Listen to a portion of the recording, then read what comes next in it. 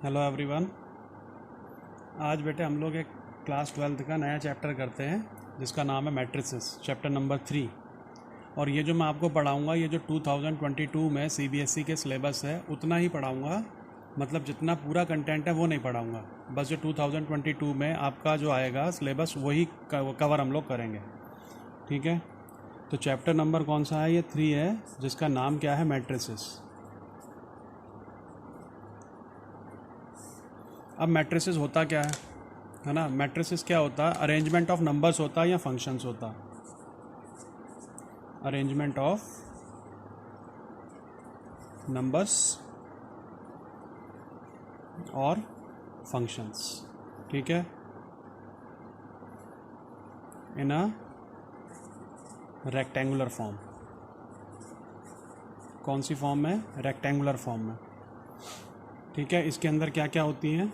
इसके अंदर horizontal lines होती हैं और वर्टिकल लाइंस होती हैं। तो जब हम नंबर्स को या फंक्शंस को किसी पर्टिकुलर रेक्टेंगुलर फॉर्म में अरेंज कर देते हैं, ठीक है, तब हम उसको बोलते हैं कि ये जो है ये मैट्रिक्स है। मैट्रिक्स को डिनोट कैसे किया जाता, या नंबर्स या फंक्शन को किस तरीके से अरेंज किया जाता? या तो आप स्क्वायर ब्रैकेट में लिखो या आप ऐसे भी लिख सकते हो। ये दोनों ही जो डिनोट कर रहे हैं, ये दोनों ही डिनोट कर रहे हैं मैट्रिक्स को, ठीक है। फॉर एग्जांपल हमने किसी मैट्रिक्स में लिखे कुछ नंबर्स 2 3 4 5 6 7। आपको क्या बताया था मैंने? हॉरिजॉन्टल और वर्टिकल। तो यहाँ पर देखो हॉरिजॉन्टल कितनी लाइंस हो गई? ये 2 लाइंस आपकी हॉरिजॉन्टल हो गई। और अगर वर्टिकल की बात करें तो ये 3 लाइंस आपकी वर्टिकल होगी, है ना। अगर मैं यहाँ पर एक ही एलिमेंट लिख दूँ 3, तो ये एक ही हॉरिजॉन्टल और एक ही वर्टिकल। तो ऐसे जब हम किसी भी फंक्शन को या किसी नंबर्स को अरेंज करते हैं, देन वी यूज टू से इट इज़ अ मैट्रिक्स, ठीक है। डिनोट करने का तरीका भी आ गया। अब इसमें बेटे क्या आता है? इसमें आता है ऑर्डर ऑफ अ मैट्रिक्स। सबसे पहला मैं आपको प्रॉपर लैंग्वेज के साथ नहीं, जो फंडामेंटल्स है वो मैं आपको बता रहा हूँ, बाकी तो आप लोग अपनी बुक से भी पढ़ सकते हो। ऑर्डर ऑफ अ मैट्रिक्स क्या होता है? ऑर्डर ऑफ अ मैट्रिक्स होता है सिंपल रोज इनटू कॉलम, ठीक है। अब रोज किसे कहेंगे? रोज कहेंगे हॉरिजॉन्टल लाइंस को। और कॉलम किसे कहेंगे? वर्टिकल लाइंस को,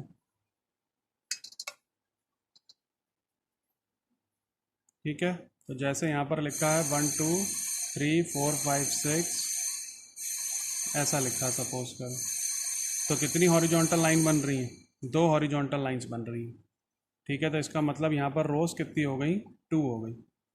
और अगर हम लोग कॉलम की बात करें तो 4 वर्टिकल लाइंस हैं, तो कॉलम कितने आ गए? कॉलम यहाँ पर आपके पास 4 आ गए। तो जो ऑर्डर बन गया आपका, ऑर्डर बन गया आपका 2 क्रॉस 4। ये आपका सिंपल ऑर्डर आ गया, ठीक है। तो ऑर्डर ऑफ अ मैट्रिक्स क्या होता है? रोज इनटू कॉलम होता है। जो रोज होती हैं वो हॉरिजॉन्टल लाइंस होती हैं और जो कॉलम्स होती हैं वो वर्टिकल लाइंस होती हैं। अभी अगर इसकी बात करें तो इसका ऑर्डर हो गया 1 क्रॉस 1, एक ही रो है और एक ही कॉलम है। अगर इसकी बात करें तो ये हो गया 2 क्रॉस 3, 2 रोज हैं 3 कॉलम्स हैं। अब इसके बाद क्या आता है? Total number of elements. अब टोटल नंबर ऑफ एलिमेंट्स का मतलब क्या हुआ? इसका मतलब हुआ elements in 1 row multiplied by elements in 1 column. जैसे आपके पास यहाँ पर लिखे हैं 2 3 4 5 6 7, तो यहाँ पर एक रो में कितने एलिमेंट हैं? 3 है, ठीक है। और एक कॉलम में कितने हैं? 2 हैं। तो इसका मतलब यहाँ पर आपके पास कितने एलिमेंट हो गए? 6 एलिमेंट्स हो गए। अगर मैं इसकी बात करूँ तो एक रो में कितने एलिमेंट्स हैं? 2 एलिमेंट हैं, सॉरी 4 एलिमेंट हैं। और कॉलम में कितने एलिमेंट हैं? 2। तो 4 दूनी 8 एलिमेंट हो गए। आप काउंट भी कर सकते हो 1 2 3 4 5 6 7 8, ठीक है। अब इसके बाद बारी आती है position of a element. Position of an element. अब इस पोजीशन से आपका क्या मतलब है? ठीक है, देखो पोजीशन से मतलब है एलिमेंट की ARC, position of an element का मतलब होता है ARC। क्या मतलब हुआ इसका? ये हुआ 2A B, है ना, 3 4 5 C D E लिखा है सपोज करो। अब अगर आपसे पूछे कोई इसका ऑर्डर क्या है, तो इसमें 3 रोज है, 3 कॉलम्स हैं, तो इसका ऑर्डर हो गया 3 × 3। कोई आपसे पूछे इसके अंदर एलिमेंट कितने हैं, तो 3 3 जा 9 एलिमेंट है। ठीक है। अब आपसे कोई पूछे कि इसका पोजीशन का क्या हिसाब होता है, मतलब ARC। अब अगर मैं इस 4 को लूँ, तो ये 4 कौन सी रो का एलिमेंट है? ये सेकंड रो का एलिमेंट है। कौन से कॉलम का एलिमेंट है? ये सेकंड कॉलम का एलिमेंट है। तो ये हो गया आपका AR ना, row, R for row, C for column. तो अगर कोई पूछे तो A22 कितना हो गया? 4 हो गया। अब अगर मैं B की बात करूं, तो B फर्स्ट रो का एलिमेंट है और थर्ड कॉलम का एलिमेंट है। तो फर्स्ट रो और थर्ड कॉलम कितना आ गया? B आ गया। अगर कोई कहे थर्ड रो और सेकंड कॉलम का एलिमेंट कौन सा होगा, तो थर्ड रो और सेकंड कॉलम का एलिमेंट हो गया आपका D। ये आपका पोजीशन ऑफ एन एलिमेंट आ गई। इसके बाद हम लोग और आगे चलते हैं टाइप्स ऑफ मैट्रिक्सेस पे।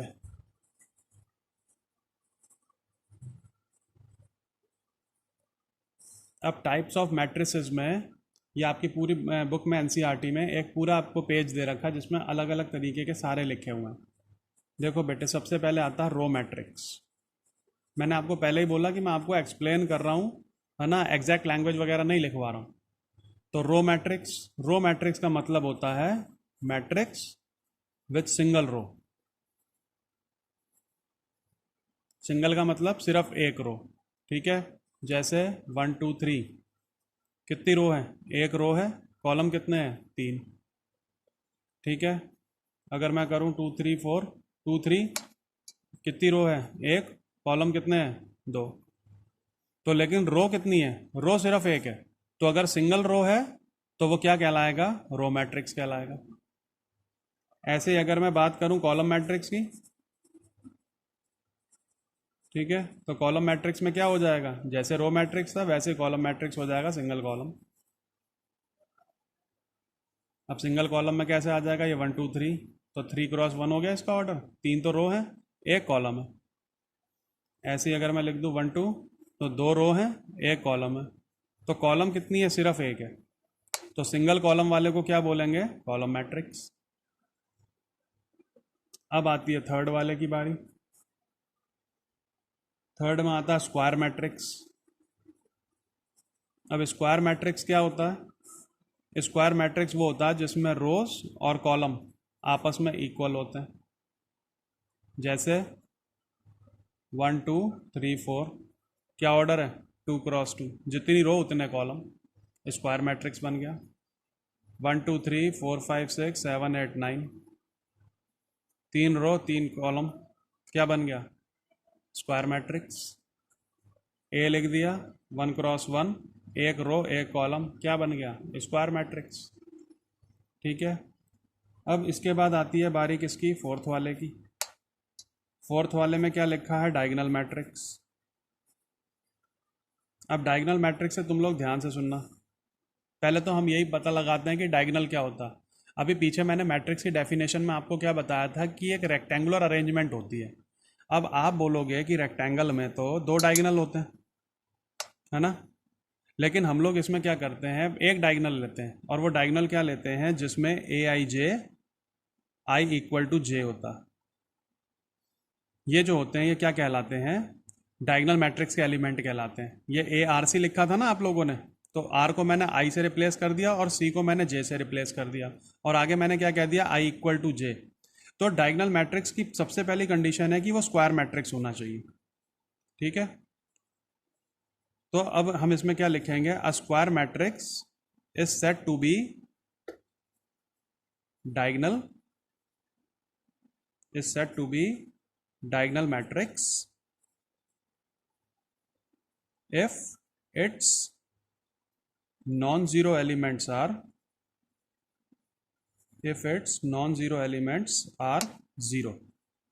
अब ये मतलब क्या हुआ भला? Non zero elements are zero, क्या मतलब हुआ? सबसे पहले तो स्क्वायर मैट्रिक्स होना चाहिए ना, तो हम 3 × 3 की बात करते हैं। तो ये पहली रो का एलिमेंट पहला कॉलम, सॉरी पहली रो पहला कॉलम, पहली रो दूसरा कॉलम, पहली रो तीसरा कॉलम, ऐसे ही A21, A22 और A23, ऐसे ही A31, A32 और A33। ये आ गया। अब मैंने आपको क्या बोला कि डायगोनल मैट्रिक्स में कौन से एलिमेंट होते हैं जिसमें आई और जे आपस में इक्वल होता, मतलब सफिक्स इक्वल होता। तो इस वाले को हम लोग क्या बोलेंगे, इस वाले को हम लोग बोलेंगे डायगोनल ऑफ अ मैट्रिक्स। ठीक है, अगर 2x2 होता तो क्या होता, A11, A12, A21, A22। तो ये जो मैट्रिक्स, ये जो डायगोनल होता, ये आपका डायगोनल ऑफ अ मैट्रिक्स होता। ठीक है, अब आपने क्या लिखा, अब देखो ये डायगोनल तो हो गया जो ओवल शेप में, इसके अलावा जो बचे वो नॉन डायगोनल बचे कि नहीं।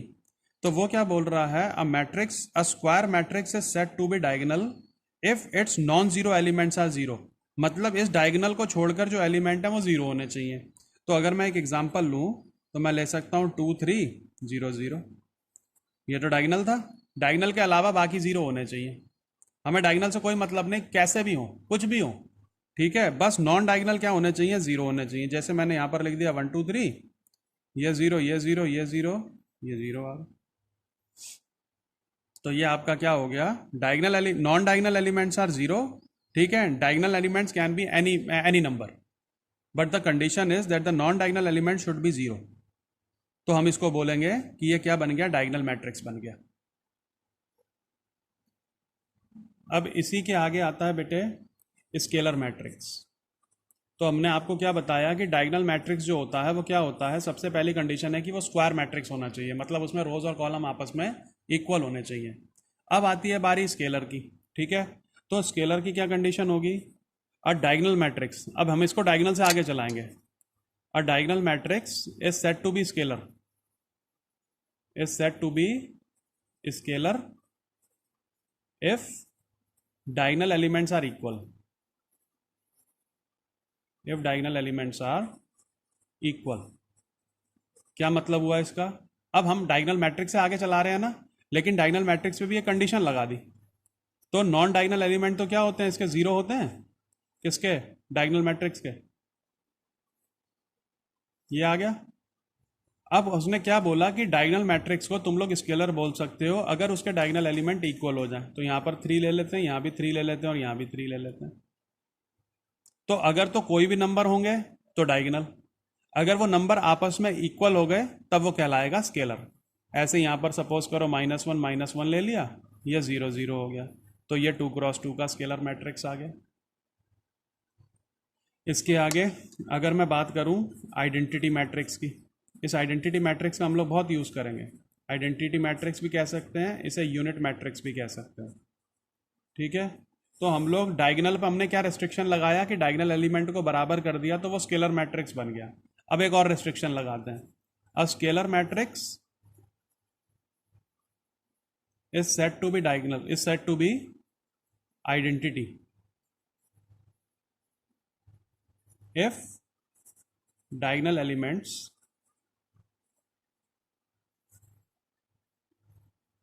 Are 1 each. ठीक है, क्या मतलब हुआ इसका, इसका मतलब हुआ कि स्केलर मैट्रिक्स को हम लोग यूनिट मैट्रिक्स बोल सकते हैं, कब, जब उसके जो डायगोनल एलिमेंट हैं वो सारे के सारे क्या होंगे, 1 होंगे। ये कंडीशन आ गई। तो अब अगर मैं इस मैट्रिक्स की बात करूं तो इसके नॉन डायगोनल एलिमेंट 0 हैं, तो ये डायगोनल एलिमेंट, डायगोनल मैट्रिक्स भी हो सकता।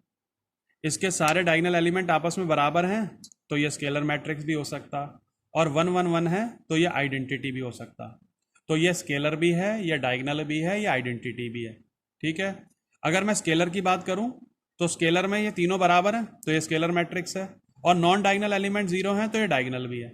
तो मतलब हर नीचे वाला ऊपर वाला हो सकता, स्केलर जो है इससे पहले वाला डायगोनल बन सकता, आइडेंटिटी जो है वो स्केलर भी बन सकता और डायगोनल भी बन सकता।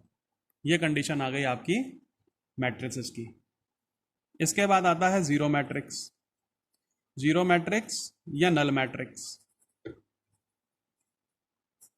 ठीक है, ये कौन सा मैट्रिक्स होता है जिसमें सारे एलिमेंट 0 0 होते हैं। तो ये सब आपका क्या कहलाएगा, ज़ीरो मैट्रिक्स कहलाएगा। Zero matrix means in which all the elements are zero. और आगे बढ़ते हैं। अब आती है बारी इक्विलिटी ऑफ मैट्रिसेस पे। Equality of matrices. अब इक्विलिटी ऑफ मैट्रिसेस क्या होती है? टू मैट्रिसेस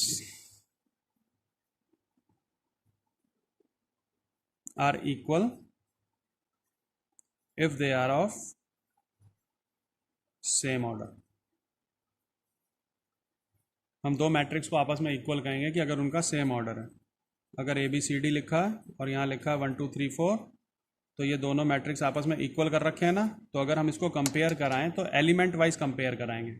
तो जब एलिमेंट वाइज मैट्रिक्स को कंपेयर कराओगे तो ए की वैल्यू 1, बी की वैल्यू 2, सी की वैल्यू 3 और डी की वैल्यू 4 आ। तो ये आपने क्या कर दिया, दो मैट्रिक्स को आपस में इक्वेट करा दिया। इक्वेट कराएंगे तभी जब दोनों के ऑर्डर आपस में कैसे होंगे, सेम होंगे। और एग्जांपल ले लो, ए बी सी लिखा है, क्या ऑर्डर है, 1 क्रॉस 3 है, तो 1 क्रॉस 3 का ही कोई दूसरा होना चाहिए, तो आपस में इक्वल हो गए। तो ए की वैल्यू 1, बी की वैल्यू 2, सी की वैल्यू 3, ये आ गया। अब आते हैं हम लोग बेटे addition and subtraction of matrices.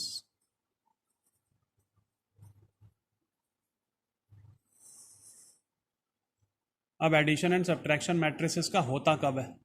ठीक है, possible only if both are of same order. ठीक है, and is done and is conducted element wise. मैं आपको बार बार बोल रहा हूँ कि मैं ये बिल्कुल आपको समझाने के लिए लिख रहा हूँ, प्रॉपर लैंग्वेज आपको बुक में मिलेगी। ठीक है, ऑर्डर ऑफ रिजल्टेंट क्या होगा, order of resultant will be same as of given matrices. क्या मतलब हुआ? एडिशन या सब्ट्रैक्शन हम लोग तभी कर सकते हैं जब दोनों मैट्रिक्स का ऑर्डर आपस में कैसा हो, सेम हो। ठीक है, और उसको कंडक्ट कैसे किया जाता है, एलिमेंट वाइज कंडक्ट किया जाता है। ठीक हो गया। उसके बाद जो ऑर्डर आएगा आंसर का, मतलब जो रिजल्टेंट निकल के आएगा वो भी उसी ऑर्डर का आएगा जिस ऑर्डर के आपको मैट्रिक्स दे रखे हैं। क्या मतलब हुआ इसका? जैसे सपोज करो आपको दे रखा 1 2 3 4 5 6, क्या ऑर्डर है इसका? इसका ऑर्डर है 2 क्रॉस 3। इसमें हमने ऐड कर दिया 2 4 5 6 7 8, ये भी कितने का, 2 क्रॉस 3 का। तो दो का सेम ऑर्डर है, तो इसका मतलब एडिशन पॉसिबल है। अब एडिशन तो हो जाएगा, लेकिन इसका जो आंसर और होगा कैसे, एलिमेंट वाइज। मतलब 1 की पोजीशन पे 2 भी है तो 1 + 2 3, 2 + 4 6, 3 + 5 8, 4 + 6 10, 5 + 7 12, 6 + 8 14। ठीक है, और सेम ऑर्डर का आया आंसर इसका। तो ये आपका हो गया एडिशन एंड सब्ट्रैक्शन। इसके बाद बारी किसकी आती है बेटे? इसके बाद बारी आती है मल्टीप्लिकेशन ऑफ मैट्रिसेस की। Multiplication of matrices.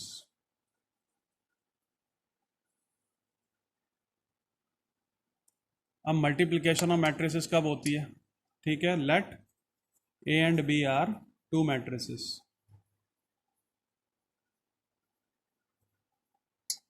ठीक है, then A B is possible, मतलब ए की बी से मल्टीप्लाई पॉसिबल है। अब ये कब पॉसिबल होगी? If number of columns of A equals to number of rows in B. क्या मतलब हुआ इसका?